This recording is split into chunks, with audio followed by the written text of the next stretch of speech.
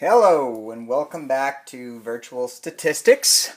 This is Unit 10, our second to last unit, so we're getting there. Longtime fans of the channel will remember some notes maybe like a few weeks ago where I was like, oh, this is usually where I like dump out a whole bunch of M&Ms and we count up M&Ms and it's great fun. I got bad news. This is the day where I double down and give you both regular M&Ms and peanut M&Ms. Now, if you have a peanut allergy, this might sound horrific, but for those of you that don't have peanut allergies, you probably would have really enjoyed this day. Again, I'm sorry. If we make it back to school, I will bring in both regular and peanut M&Ms. So keep that in mind. Something to look forward to. All right. So anyways, where we're going with this unit is hypothesis testing. All right. We're pretty much hypothesis testing for the rest of the year. But this is when we're sampling from two different populations, or two different groups. Maybe they're two different populations, maybe not. That's part of what we're testing. And seeing whether or not those two groups are significantly different. Now, if you remember correctly, we actually did this at the end of the last unit. All right, so at the end of the last unit, we did problems where we had paired data and we subtracted like the before and the after, and then did a hypothesis test on the difference of those paired data.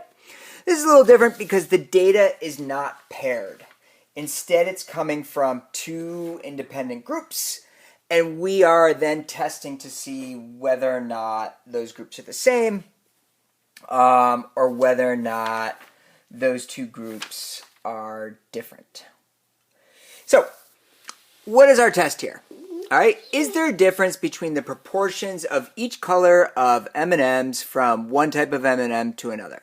All right, let's test the common hypothesis that plain and peanut M&Ms have the same proportion of red candies. All right, so if we think about this, M&M has their mascots. The plain M&M is red. The peanut M&M is yellow.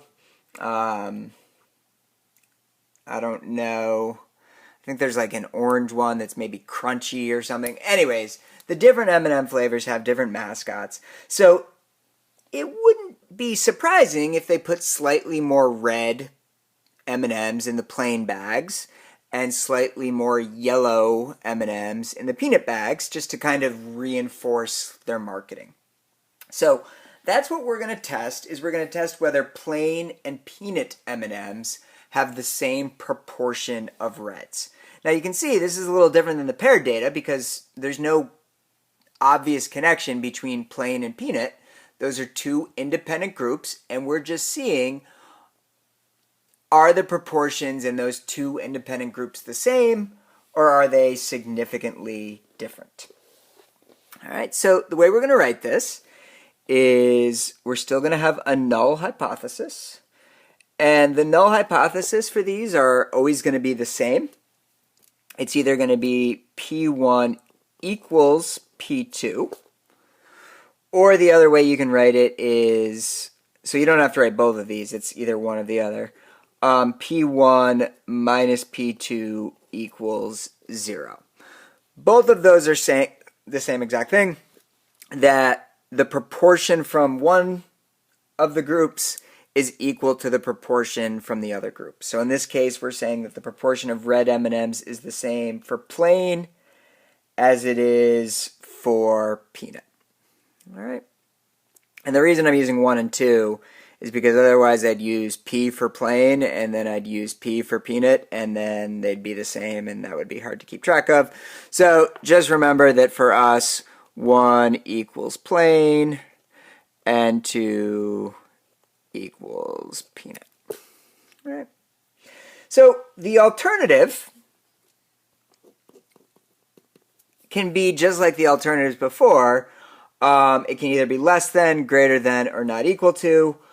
For this example, we're just going to do P1 is not equal to P2. So we're not actually going to test whether plain has more red M&Ms. We're not going to test whether plain has less red M&Ms. We're just going to say plain and peanut are different. They have a different proportion of red M&Ms, and we're not really speculating on what direction that difference is in. And again, we can write it like this, or we can write it the subtraction way, where we're saying the difference of these two, so when we subtract them, is not equal to 0. So suggesting that there is in fact some sort of difference. We're still going to set our alpha level. All right, so our alpha level is going to stay the same. It's going to be 0.05, which again means that we're going to be running our test. We're going to generate a statistic. We're going to compare that statistic to a distribution, and then we're going to see whether it falls in our rejection zones or in our fail to reject zones. And because this is a two-tailed test and not equal to test, we have a rejection zone on the right, which is where 2.5% of the area is. And we have a rejection zone on the left, which is where the other 2.5% of our area is. And together that adds up to 5% of the curve, which again corresponds to our threshold level here. So just like before, for this to actually work, different conditions have to be in place. Both samples should be random samples. All right. If you don't have independence between when you're gathering the data, like, when you're flipping a coin, you have independence. When you're, rolling a die, you have independence. But when you're sampling from a population, technically you don't have true independence, because each time you take away one person, the odds change a little bit. So that's where we have our usual 10% condition. Or you can have true independence. So again, this is when we're like, rolling a die. And this is for when we're like sampling from a population. All right, and again, the 10% condition is just that your sample has to be less than 10% of the population, same as it always has been. Then we're going to have the 10 success, 10 failure condition, just like we've always had. And then we're also going to say that the two groups should be independent of one another. Independent of one another. All right. Because if they're not, that's when we have to do sort of the before and after situations that we saw in the last unit, where we kind of took the difference between things. This is different. The two groups should be independent of each other. So the plain M&M should be independent of the peanut M&Ms. Presumably they each have their own production processes. So that's not a problem with what we're looking for here. All right, so let's see what we've got here. So all we really need to do in order to do the test is a sample statistic, the mean, and the mean's in quotes, and I'll explain why in a second, the standard error, which is basically the standard deviation. So our sample statistic, now this is where if we were in class, everybody would have had a bunch of M&Ms. We would have counted out how many red M&Ms there were in the plains, and we would have counted out how many red M&Ms there were in the peanuts. For this, I'm just going to make up some numbers because we have to have something to work with here. So what we're going to be looking at for this sample statistic is we're going to be looking at the proportion from the sample of the plain M&Ms. So what proportion were red in the plain M&Ms.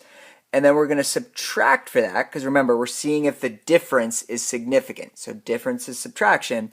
We're going to subtract the proportion of red from the peanut M&Ms. So just a reminder that 1 is plain and 2 is peanut. So let's just pretend that in the plain bag, we'll say that 15% of the M&Ms were red, and we'll say that in the peanut bag, we'll say that it was 12%. All right. So our plain bag had 15% red, our peanut bag had 12% red, which means the difference was 3%. All right, so the question is that 3% a significant difference, or is it just random fluctuation that we don't really have to worry about? Okay, so mean, this is the mean of the sampling distribution.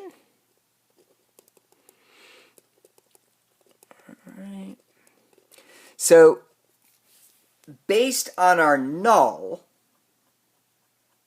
all right,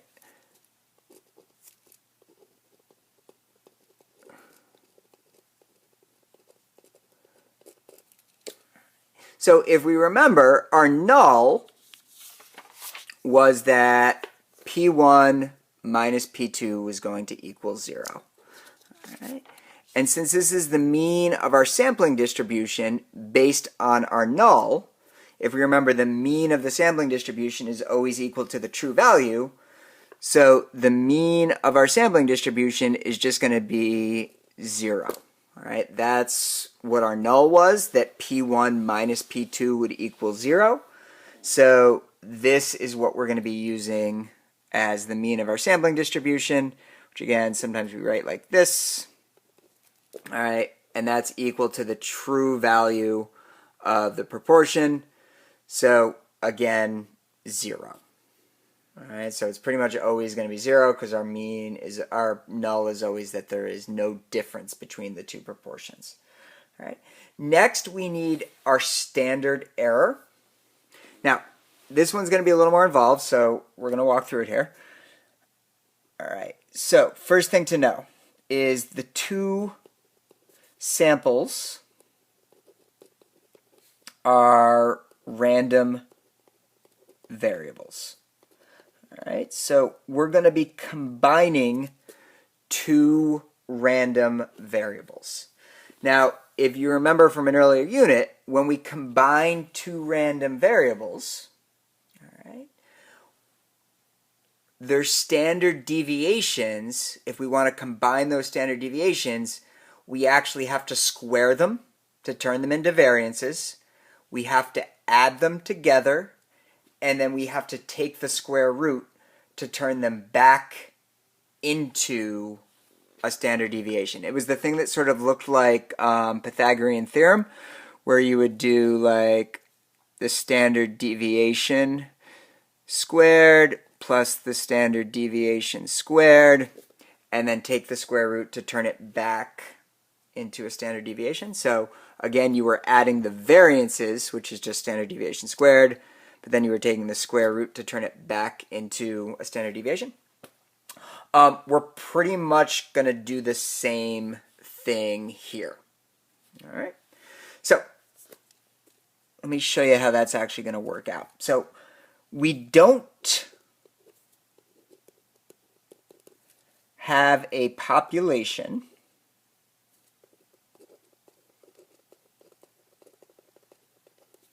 P and Q. So we use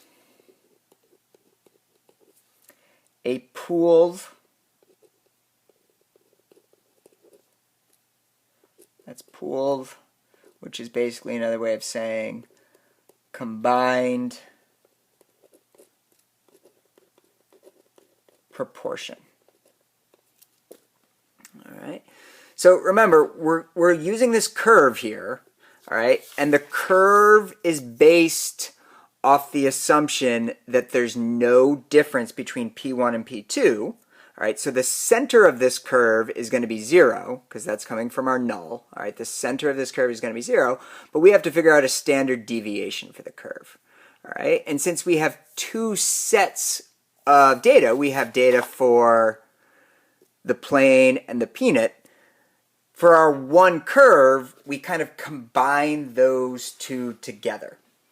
All right, so we're going to combine those two together and treat them as just one combined standard deviation. So just to make the math easy, all right, let's pretend I had 200 plain M&Ms. All right, so if I had 200 plain M&Ms and it worked out to be 15%, that would be 30 M&Ms out of 200. All right. Now, again, just to keep the math easy, let's pretend I also had 200 peanut M&Ms. All right, that would be 24 out of 200. So my pooled standard deviation is going to be me combining those together. All right, so if I was to combine those together, I would say, all right, that's 54 out of 400, and 54 out of 400 is 0.135. All right. So the reason I combine them together is, remember, my null is that there's no difference between plain and peanut. So since my null assumption is that there's no difference, there's no reason to keep them separate.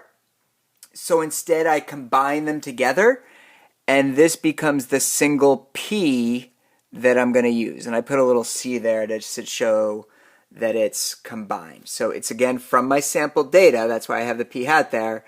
But it is combined. And I'm getting this 0.135. So when I do the calculation, it's going to be the square root. All right? Because, again, remember, the original formula, let's put that original formula over here, is PQ over N. So I'm squaring PQ over N, which is going to get rid of the radical. I'm going to add it to my other one, and then I'm going to take the square root again. So the P and the Q is going to be the 0.135 times, again, P and Q always add up to 1. So if P is 0.135, Q is 0.865. Now, this is where it gets a little weird. I'm combining them to get the 0.135 and the 0.865, but then because each sample is its own random variable, I use the original N. So this is going to be 200 plus 0.135 times 0.865.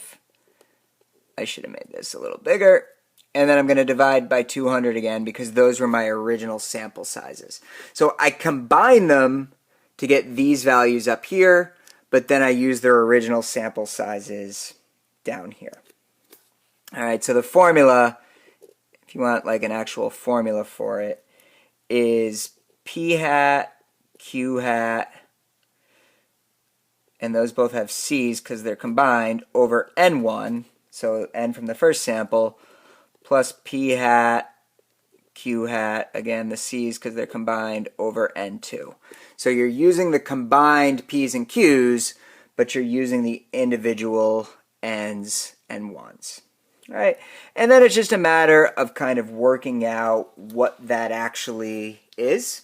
So again, it's just a lot of calculator work. So 0.135 times 0.865 divided by 200. And now for me, because these are both exactly the same, they're not always going to be exactly the same. If N1 and N2 are different, these are going to be different. But for me, they're exactly the same, so I can just multiply that by 2. And then I have to take the square root as my final step. And I get, let's just say, 0.0342. All right.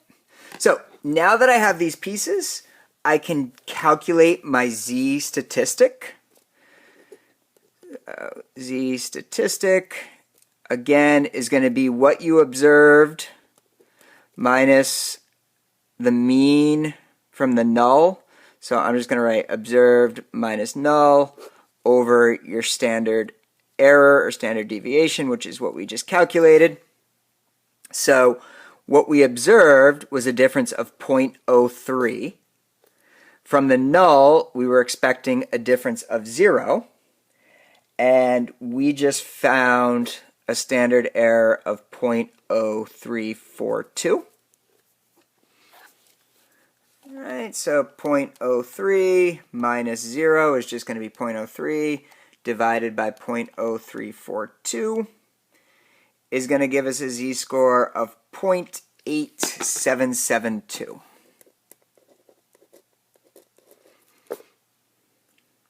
Right. Now that we have that, we can do our normal CDF. So we can say normal CDF. And again, because it's positive here, we're going to go from 0.8772 to 9999. And then because this is two-tailed, remember, when you're doing it by hand, if it's two-tailed, you have to double this, all right? The calculator does it for you automatically when you're using the test, but if you're doing it by hand, you have to double it. So we're going to do normal CDF from 0.8772 to 9999. Again, because it's a z statistic, we can leave the mean there, we can leave the standard deviation there. All right, and then I'm going to type in times 2. Well, I'll do the times 2 later. All right, so that's going to give us 0.198, or sorry, 0.1902. 1902, and then we're going to multiply that by 2. All right, so times 2. So that gives us 0.3804. And again, this is our p-value. All right, so this is our p-value. That p-value is above 5%. Let me just put a reminder in here that this is because it's two-tailed. All right, we only multiply by 2 when it's two-tailed, not when it's one-tailed. 0.3804 is well above our threshold value, so we fail to reject the null because our p-value is over 5%. All right. And again, what this p-value represents is it's saying you had a 38% chance of seeing a gap as large as this when your sample size was 200 from each sample and you had this combined standard error of this. But basically it's saying the difference that we saw isn't that unusual. It had a 38% chance of happening. And because it's not unusual, we can't say that there's a true difference between plain and peanut. We just have to say, yeah, they weren't the same this time, but that was just within random variation, so we don't really put any meaning behind it. So again, here's the whole process for doing one of these by hand. You get your sample data, You find the difference between those two statistics. Again, we're comparing it to a mean, which is always that there's going to be no difference. We find the standard error, and we get that by pooling together the proportions, even though we still use the individual kind of 200s there. And then we calculate that out. We get a standard error. We calculate a z-statistic. We use normal CDF. And in this case, because it was two-tailed, we multiplied it by 2. And then we check to see whether our p-value falls in the rejection zones or whether it doesn't. All right, and in this case, it does not. So we fail to reject the null. So again, that's what's happening behind the scenes. Let's see how we can actually do this on our calculator, which is going to be a far more pleasant experience. So how can we do a two-proportion test on the calculator? Work with green proportions to figure out the proportion of green M&Ms, to figure out if the proportion of green M&Ms is the same for plain or peanut. So again, our null is that the two proportions for green, whether it's plain or whether it's peanut, are equal. The alternative for us is going to be that they're not equal. We could have also done less than or greater than, that one was less than or greater than, but we're just going to do not equal to. Our alpha is going to be 0.05. So on the calculator, we're going to go the same place we've been going. So that's stat tests. So again, stat tests. And this time we're dealing with two proportions. So we're going to be going down to the 2-prop z-test. So we're going to use 2-prop z-test. All right. And then it's going to ask for x1, n1, x2, n2, and then your alternative hypothesis. All right. So x1, n1, x2, n2. So for our little made-up example here, x1 would be the number of plain green.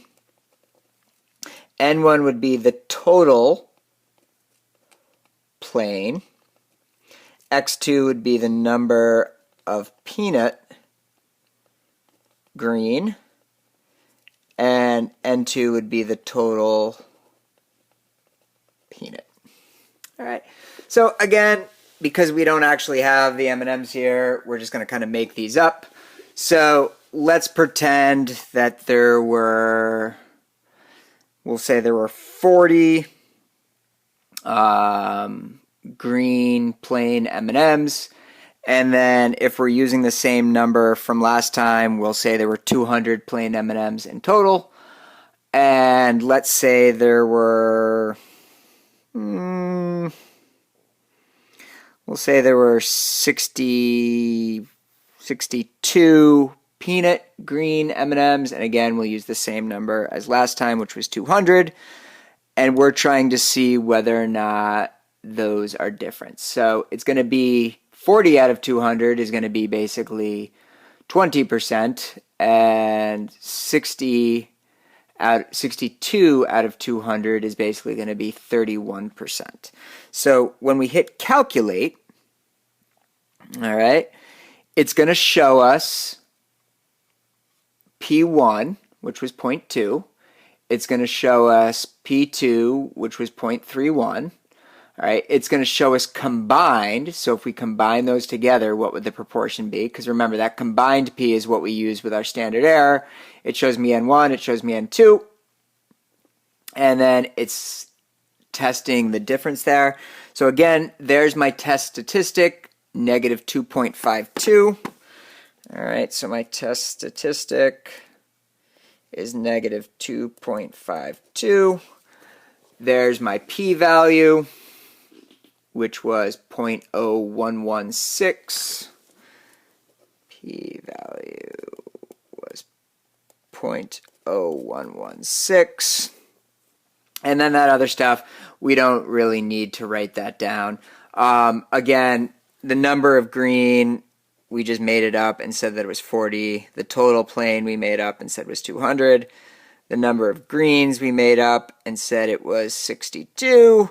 And the total peanuts we made up and said was 200. All right. So that p-value would be a, because it's less than 5%, this would be a reject the null. So we can see that when you're doing it on a calculator, it's pretty easy. You're just filling in a few different things there. The number of successes in your first sample, the sample size, the number of successes in your second sample, the sample size, and then what your alternative is. All right, and then it's pretty much the rest is kind of done for you. All right, so let's take a look at confidence intervals. So it says confidence intervals work the same way. So construct a 90% confidence interval for the difference in proportions of orange, plain, and peanut M&Ms. And we will see how to do this on the calculator. But again, we're going to start just doing it by hand so that you can kind of see the process so that when the calculator gives you an answer, you have an idea of where it's coming from. All right, so first things first is we're going to find the standard error.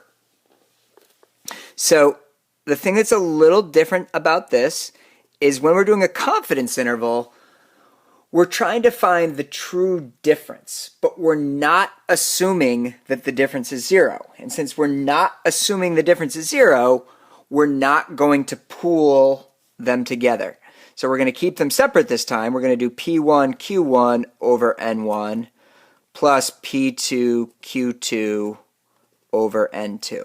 All right, so again, in the first one, we combined them because we had this assumption that they were the same. That was our null.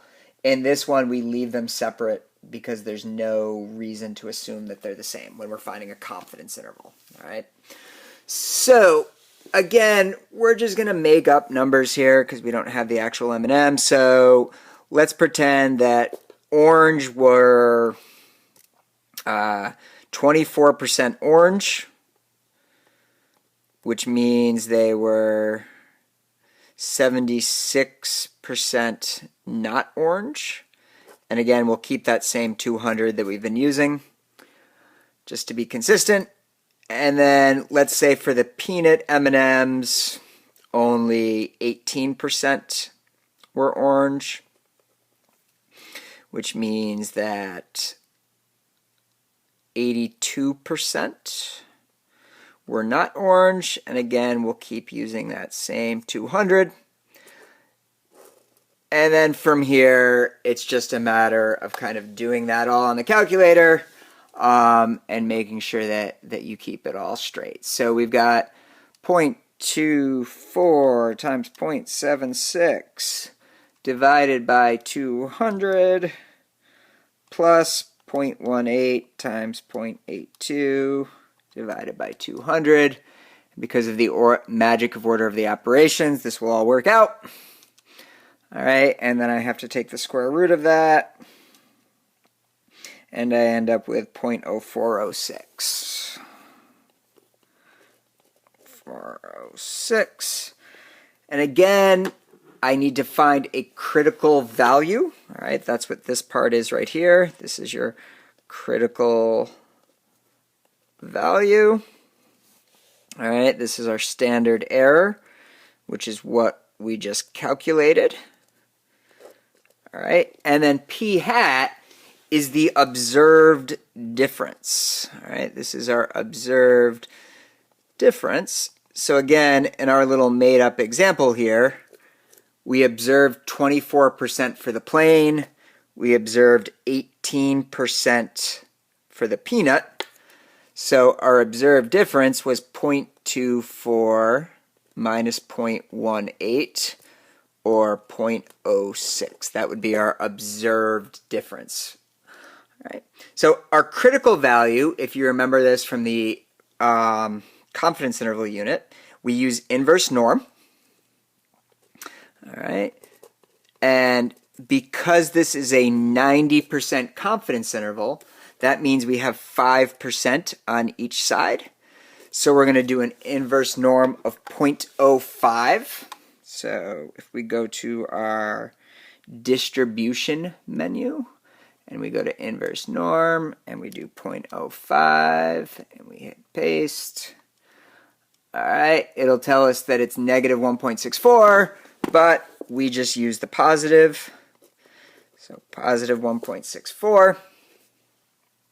So then when we find the confidence interval, all right, it's going to be the observed difference, which is 0.06, plus or minus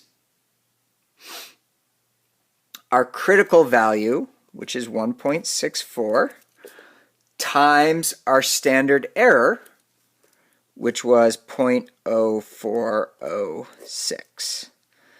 All right. And what that's going to give us is it's going to say 0.06 times 1.64 times 0.0406. That's not what I actually wanted to do. 0.06 plus 1.64 times 0.0406 is an upper range of 1,26584 down to a lower range, so that's going to be 0.06 minus 1.64 times 0.0406 to negative 0.006584. All right, so what that's saying is we are 90% confident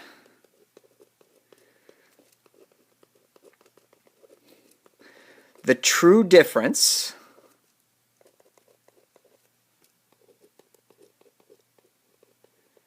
and when we say true difference, we're talking plain orange minus peanut orange is between 0.126584. So the difference is as high as 12%.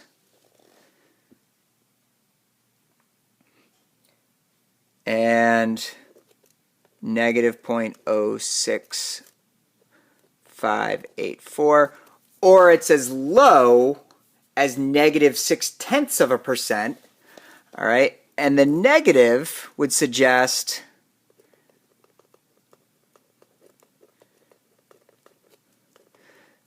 that orange peanut could actually be higher. Because remember, we're subtracting these two values. So when it's positive, that's plain being higher. When it's negative, that's peanut being larger. All right. So because our range goes from positive to negative, this range actually includes 0. And because our range includes 0, we can't actually be confident that there's a difference between the plain and peanut orange M&Ms. All right. So again, it's a lot of the same intuition as we were using before.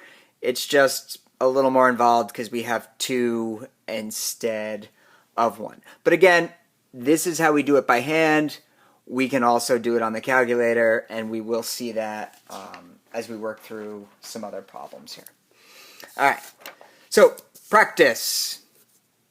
A study of adverse symptoms in users of over-the-counter pain relief medications assigned subjects at random to one of 2 common pain relievers, acetaminophen, which is basically Tylenol, and ibuprofen, which is basically Advil. In all, 650 subjects took acetaminophen, and 44 experienced some adverse symptoms. Of the 347 subjects who took ibuprofen, 49 had adverse symptoms. We want to assess the evidence that the 2 pain relievers differ in the proportion of people who experience adverse symptoms. All right, so identify the population and parameters of interest, then state the hypothesis. So our hypothesis is basically that P1, which we'll actually label as PA this time because they're not both P's, so the proportion of people that have adverse symptoms from acetaminophen is the same as the proportion of people who have adverse symptoms from ibuprofen. All right, and again, in this problem, because it just says the two pain relievers differ, it doesn't say that one is better or worse, it just says they differ. Our alternative is going to be that PA does not equal PI. And again, both of these could have also been written as PA minus PI equals 0, or PA minus PI does not equal 0. You can write them either way, and that's totally fine. Okay? So, just again, to sort of put it in perspective of what we're doing here. All right, 44 out of 650 people who took acetaminophen had adverse reactions, which is 0.0677. All right, this is our sample proportion for acetaminophen. 49 people out of 347 who took ibuprofen, which is 0.1412, had adverse reactions. So in reality, this is the different, not in reality, but in our samples, this is the difference between those two. We're trying to find out if that difference is significant or if the two drugs are essentially the same. All right? So state and verify the conditions. All right, so we want it to be random samples. All right, the problem says that it was random samples, so we're good. We want the sample to be less than 10% of the population. All right, it's pretty safe to say that the population of people that take these two drugs is pretty large, so I think we're fine there. We want to have at least 10 successes and 10 failures, which again, in this case, we have plenty of that. You know, for the first one, we have 44 successes. For the other one, we have 49 successes, and we have way more failures, so we're fine there. And we want independence between groups. All right, there's no evidence that these people are related in any way, so we're fine there. All right. So again, calculate the test statistic and the p-value. We're going to use our calculator to do that. So we're going to use the 2-prop z-test. All right. So again, if we go to stat tests, 2-prop, because we have two proportions, z-test. All right. Again, for the first one, it was 44 out of 650. For the second one, it was 49 out of 347. And again, we're doing a not equals test here. So remember, what the calculator is about to do is it's about to combine these, calculate a standard error, all right, use the observed difference, and then calculate a z-statistic and a p-value using the normal distribution. All right, so that's everything that's about to happen. So our z-statistic is negative 3.8. So our z-statistic is negative 3.8. Our p-value is, all right, notice that there's an e to the negative 4 there. So that's really 0.000143. All right, and then again, it does show you your individual values. So it shows the 0.0677, it shows the 0.142, it shows the combined proportion right there between the two of them. It shows you your different sample sizes. So again, we had an observed difference of like about negative 0.07. All right, this minus this is going to give us about negative 0.07, so a 7% difference. And then we're seeing, is that difference significant? Right, we're getting a really low p-value here, so that's probably going to suggest that, it is a significant difference. And again, when you're doing these, always a good idea to just kind of show me what was put into the calculator. So x1 was 44, n1 was 650, x2 was 49, n2 was 347, and then we chose P1 does not equal P2. That was our choice there for which alternative we wanted. All right. So that's just showing me what went in the calculator. What conclusion would you draw? Our p-value is really small, so we reject the null that PA equals PI and accept the alternative that PA does not equal PI.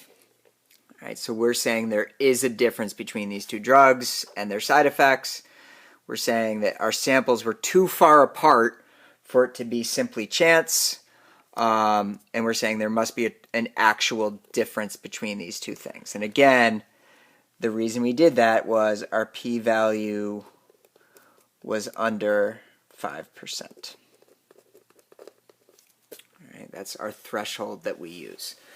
All right, construct and interpret a 90% confidence interval. So again, to see this on the calculator, we're going to go to Stat, Tests, and we're looking for the 2-prop Z interval. All right, so we're going to use 2-prop Z interval. All right.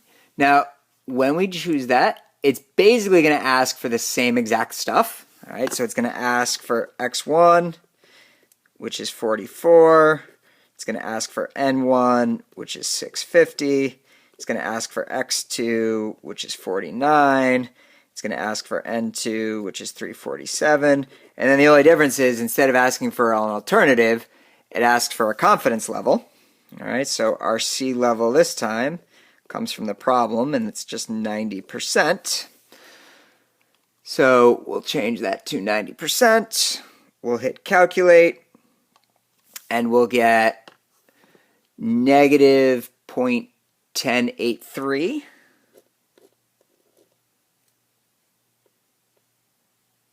So 0.1083, comma, negative 0.0388. All right, so that's saying the difference is as large as 10%, or possibly as small as roughly 4%, all right, if you round that.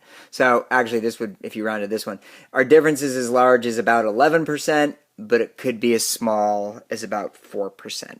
Now, a lot of times kids ask, does it matter which one you put in x1, which one you put in x2?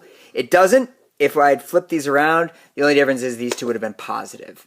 So it would have been from positive 0.0388 to positive 0.1083. But it's the same idea. It's just saying the difference between them is as large as 3%. As small as 3% or as large as 0.1083%. And again, notice that 0 is not in this interval.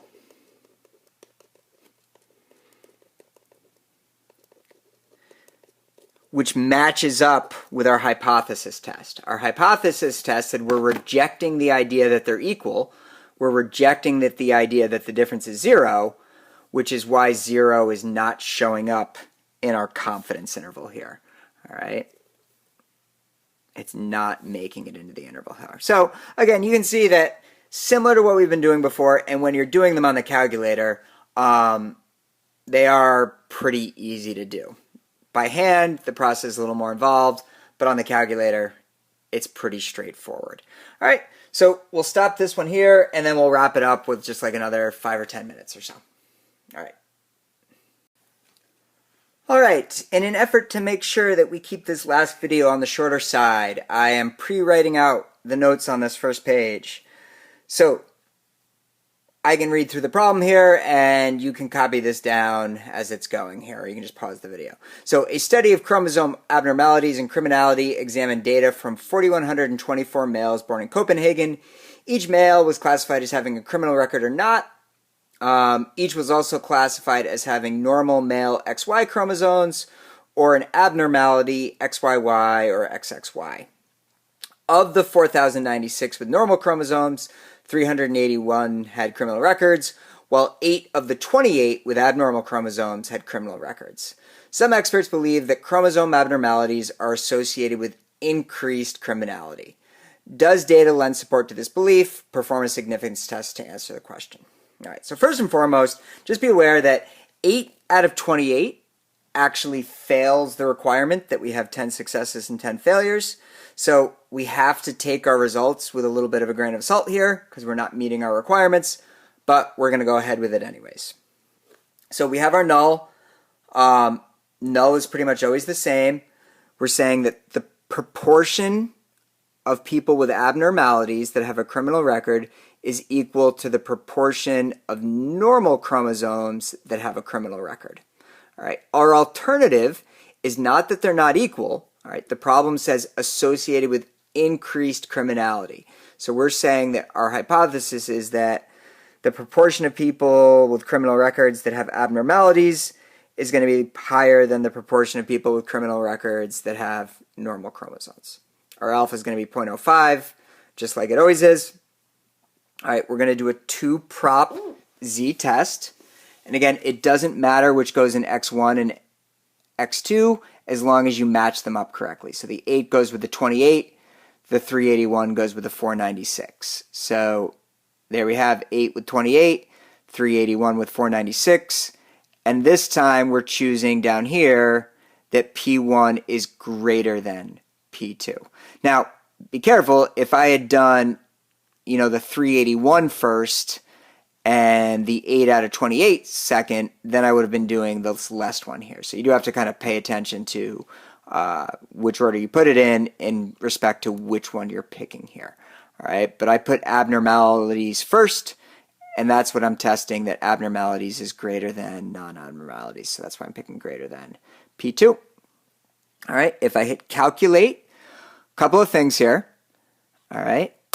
This is the percentage of people that had abnormalities and a criminal record. So 28% of people with abnormalities had a criminal record versus 9% of people without abnormalities had a criminal record. So this is what we're testing, all right? We got an observed difference of about 19%. There's a 19% difference between these two numbers. Is that 19% significant? Well, it produced a Z-statistic of 3.48. It produced a p-value of, notice the e to the negative 4 there, 0.00254. All right. This value is below our threshold, so we would reject the null that PA equals PN and accept the alternative that PA is greater than PN. And again, we did that because this right here is under 5%. All right. And then part B says construct and interpret a 95% confidence interval for the difference in proportions. So again, what we're doing here is we're estimating the true difference between PA and PN. We got an observed difference of 19%, but that's just one data point. What is the possible range of differences? So again, we go to calc tests, we go to 2-prop Z interval. All right, the numbers are pretty much going to be the same. Again, it doesn't matter which one comes first, but it is going to flip the signs. Like if you put the smaller one first, and this is the smaller one, you're going to end up with negative numbers. If you put the larger one first, you're going to end up with positive numbers. We're doing a confidence level of 95%. So again, there's our P1, there's our P2. The observed difference was 19%. but based on our sample sizes and everything we know, we're saying that difference could be as small as 2.5%, or it could be as large as 36%. So we're 95% confident the true difference is somewhere between 2.5%, so they could be really close, or it could be as large as 36%, so there could be a huge difference between the two groups there. All right. So again, putting it in the calculator is pretty easy. What's important is that you can actually interpret what this is saying. All right, so we'll do the back here, and then we'll call it a day.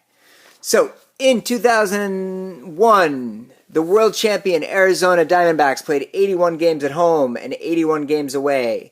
They won 48 of their home games and 44 of the games played away. We consider these games from a sample of a potentially larger population of games played at home and away. Find the standard error needed to compute a confidence interval for the difference in proportions of home games and away games that would be won by the Diamondbacks. Now, because it says a confidence interval, that tells us that we are not combining them. All right? Remember when we started the notes here and we did a hypothesis test, we combined them because we were assuming they were the same. When we do a confidence interval, we don't combine them because we have no reason to think they're the same. So it's going to be P1 Q1 over N1 plus P2 Q2 over N2. And again, this is something that if it asks you for this, you have no choice but to do it by hand, all right? There's no calculator that's just going to spit this out for you. So 44 out, they won 48 out of 81 home games, and they won 44 out of 81 away games. All right, so we'll keep it easy here and say it's 59% at home and 54% on the road. So when we're working this out here, it's 0.59 times 0.41 over 81, and then 0.54 times 0.46, I never make this long enough, over 81. Right, and that will give us our standard error. So again, the rest of it's just calculator. 59 times 0.41 divided by 81 plus 0.54 times 0.46 divided by 81. All right, and then last but not least, we take the square root of that and get 0.078. Make sure that's clear there. All right, so 0.078 would be our standard error. All right, so again, that's something that you can't just get directly on the calculator. You do have to be able to do that. Now, part B says construct and interpret a 90% confidence interval. This we can do on our calculator. All right, we can go to 2 prop Z interval. All right, X1 we can say is their home wins. So that would be 48 out of 81 games at home. X2 could be their road wins, which was 44. And again, out of 81 games on the road. And our confidence level for this one, the problem tells us, is 0.90. All right, so again, we can go to stat, tests, 2 prop Z interval, 48 out of 81 at home, 44 out of 81 on the road. We're doing a 90% confidence interval. So we're getting an interval from negative 0.0785 to 0.17726. And again, I think these can sometimes get confusing when you get the negatives and the positives. Remember, what we're trying to do here is we're trying to take a look at the home percentage and we're subtracting the away percentage. All right, so when we get a negative, that's actually saying, you know, it was close enough that it's possible that the away is actually larger than the home. And when we get a positive, that's when we're saying the home is in fact larger than the away. So what this is saying is, we're saying they could be as much as, let's just say 18% better at home. They could be 18% better at home, or they could actually be 7% better on the road. All right. It's a pretty big range there because, again, we don't have that large of a sample. And it could be that they're 18% better at home, or it might actually be that they're better on the road. You know, these are pretty close, so we have a hard time actually saying for certain what it's going to be. All right. Now, part C, and then we're done. Most people think it is easier to win at home than away. Perform a significance test to determine whether this is true for the Arizona Diamondbacks. So again, our null would be that the proportion at home is equal to the proportion away. Our alternative would be that the proportion at home, which is your winning percentage at home, is greater than your winning percentage away. Our alpha would be 0.05. All right, we would do a 2-prop z test, not interval, because we're doing a hypothesis test. X1 is going to be the same. N1 is going to be the same. X2 is going to be the same. N2 is going to be the same. The only thing that's different is instead of providing a C level, we're saying what our alternative is. All right, so if we go to stat tests, 2-prop z test, our alternative is that P1 is greater than P2. All right, so we'll write that. P1 is greater than P2. All right, and then we can hit calculate. All right, we get a z-score of 0.634. 6.344. We get a p-value of 0.2629, which is above 5%.